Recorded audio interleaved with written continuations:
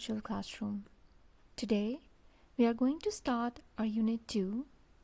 As we know that our Unit 1 and 2 deals with the same big question that how do people have fun? Today, we are going to start with page number 16. Our Unit 2 is about the red rubber ball. Before letting you know about the topic, let's see some vocabulary words. Get ready. Open up your books, page 16, Part A, Words. Let us see the meanings of these words. Kick. Strike something forcibly.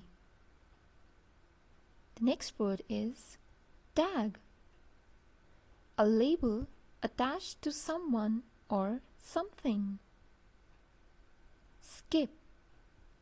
Move along tightly or stepping from one foot to the other. You can write any one of this meaning. Bounce.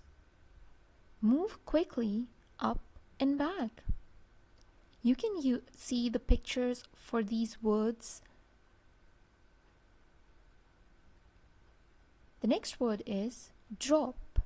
Fall vertically. Plain. A large flat area with no trees.